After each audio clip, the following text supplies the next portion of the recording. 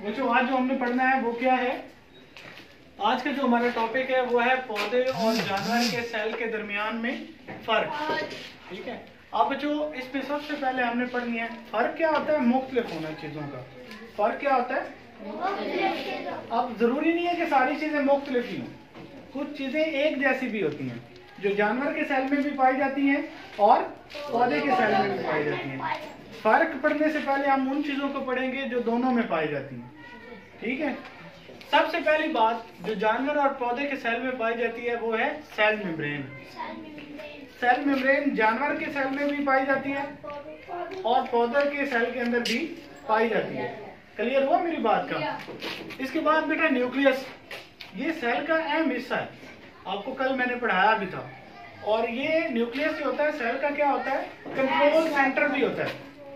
Nucleus cell का क्या होता है? इसका मतलब है कंट्रोल सेंटर वो चीज होती है, वो जगह होती है जहां बैठ के हर चीज को कंट्रोल किया जा सकता है। मतलब ये अगर बॉडी जिस्म के अंदर मौजूद हो, सेल के अंदर मौजूद हो, तो ये सेल के तमाम कामों को क्या करता है, कंट्रोल करता है। मतलब सेल के तमाम कामों को कंट्रोल कौन करता है बच्चों? न्यूक्लियस करता है। ठीक है, और न्यूक्लियस के बाद बच्चों जो दोनों में पाया जाता है, जानवर और पौधे के सेल दोनों में पाया जाता है, वो क्या चीज है? माइटोकॉन्ड्रिया। अब माइटोकॉन्ड्रिया कौन सी टर्म है आपको, ये अभी तक आपको नहीं पता, लेकिन माइटोकॉन्ड्रिया बेटा सेल के अंदर जो सेल को एनर्जी चाहिए होती है वो कौन फराहम करता है? वो माइटोकॉन्ड्रिया फराहम करता है। मेरी बात क्लियर हुई है आपको? इसका मतलब माइटोकॉन्ड्रिया सेल का वो हिस्सा होता है जो उसको एनर्जी देता है।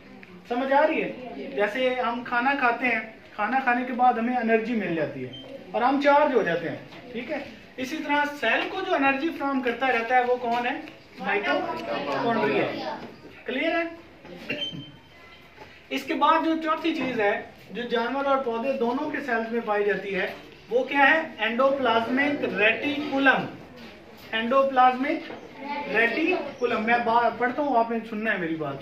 Endoplasmic reticulum. अब ये भी आपके लिए एक नई टर्म है, नया ही लफ्ज है ना आपके लिए।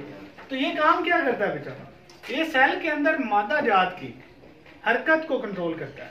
मादे जैसे मादे में पानी भी शामिल है, खुराक भी शामिल है, तो उसकी जो हरकत है, हवा भी इसमें शामिल है, तो उनकी हरकत को क्या करता है? ये कंट्रोल करता है। समझ आई मेरी बात की? ये तो चार चीजें वो थी बेटा जो जानवर और पौधों के सेल के दरमियान में मुश्तरक थी, एक जैसी थी।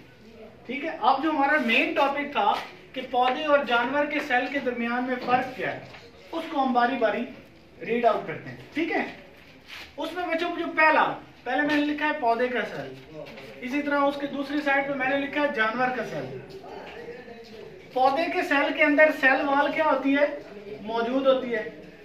सेल वॉल बैरूनी परत को बोलते हैं, मतलब जो बाहर वाली साइड पे होती है। ठीक है, जबकि जानवर के सेल के अंदर सेल वॉल मौजूद नहीं होती। क्लियर हुआ मेरी बात का?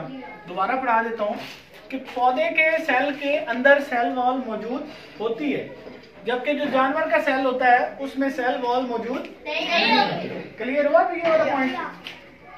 इसके बाद एक बड़े वैक्यूल की वजह से न्यूक्लियस सेल वॉल के करीब वाक़ होता है। न्यूक्लियस को जब मैंने पढ़ाया है तो मैंने बताया इसको अमूमन सेंटर में होना चाहिए। समझ आइए? लेकिन पौधे के सेल के अंदर ये कहाँ होता है? जो बैरूनी तय होती है ना सेल वॉल, उसके करीब होता है। वो करीब क्यों होता है? क्योंकि ये उसके दरमियान में एक बड़ा वैक्यूल पड़ा होता है। समझ आई आपको? अब ये वैक्यूल क्या काम करता है बच्चों?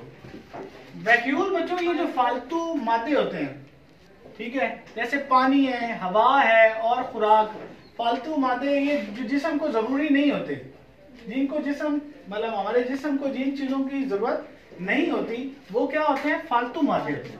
उनका हमारे जिस्म से खारिज होना जरूरी होता है, लेकिन अल्लाह ताला ने हमारा जिस्म ऐसा बनाया है कि फालतू मादे अलग हो जाते हैं हमारे जिस्म में। ठीक है, और पानी, हवा और खुराक के जर्रात को जखीरा कर लेता है। कौन करता है? वैक्यूल। क्या नाम है इसका? वैक्यूल। और पौधे जो होता है, पौधे का सेल, इस वैक्यूल की वजह से जो उसका न्यूक्लियस होता है वो कहाँ हो जाता है? सेल वॉल के करीब हो जाता है। बात समझ आई आपको? और न्यूक्लियस के सेल के अंदर वही बात, न्यूक्लियस को कहाँ होना चाहिए? दरमियान में। तो जानवर के सेल के अंदर ये न्यूक्लियस कहाँ पे होता है बेटा? वस्त में, सेंटर में। इंग्लिश में उसको बोलते हैं सेंटर में, और उर्दू में बोलते हैं वस्त भी बोलते हैं और दरमियान भी होते हैं। मतलब बिल्कुल अगर आप सेल ड्रॉ करें, एक दायरा लगाएं, तो दायरे का जो सेंटर होगा उसके अंदर क्या मौजूद होगा? न्यूक्लियस होगा। क्या होगा बच्चों? न्यूक्लियस बोलेंगे उसको। सही है। अब जो तीसरा फर्क है पौधे के सेल और जानवर के सेल के अंदर, इसके अंदर एक बड़ा वैक्यूल होता है। इसके अंदर एक बड़ा वैक्यूल किसके सेल में? पौधे के सेल के अंदर। जबकि जानवर के सेल के अंदर छोटे छोटे वैक्यूल्स होते हैं। ठीक है, वैक्यूल का हमने पढ़ लिया था। इसके बाद जो चौथी चीज है, इसमें क्लोरोप्लास्ट मौजूद होते हैं। अब क्लोरोप्लास्ट क्या होते हैं? क्लोरोप्लास्ट बड़ी इंपॉर्टेंट चीज है बच्चों। उसके अंदर होता है क्लोरोफिल। क्लोरोफिल की मदद से पौधे खुराक बनाते हैं। समझ आई है? सूरज की रोशनी की इस्तेमाल करके पौधे अपनी खुराक खुद तैयार करते हैं, जबकि जानवर आपको पता खुराक खुद तैयार नहीं करते। इसका मतलब है कि उनके अंदर क्लोरोप्लास्ट मौजूद नहीं होते। पांचवी चीज, जो पांचवा फर्क है, जो सेंट्रीओल्स पौधे के सेल के अंदर मौजूद होते हैं, जबकि जानवर के सेल के अंदर जो पौधे का सेल है उसमें सेंट्रीओल्स नहीं होते। अब ये सेंट्रीओल्स क्या चीज है बच्चों? ये जानवर की सेल की तकसीम में अहम किरदार अदा करते हैं। सेल को तकसीम करना, ठीक है, मतलब सेल को आगे 2 हिस्सों में, 3 हिस्सों में तकसीम करना, वो किसका काम है? सेंट्रीओल्स का। क्योंकि ये होते ही जानवर के सेल में है, तो ये पौधे के सेल के अंदर मौजूद नहीं होते, जबकि ये जानवर के सेल के अंदर मौजूद होते हैं। और इनका काम क्या होता है? ये बच्चे सेल की तकसीम करते हैं, सेल को तकसीम करते हैं। समझ आई आपको? डिवाइड करते हैं। तो ये था आपका आज का टॉपिक। टॉपिक क्या था बच्चों आपका? पौधे और जानवर के सेल्स के दरमियान में फर्क। ठीक है, तो उम्मीद है आपको समझ आई होगी। समझ आई आप लोगों को? इसको नोट कर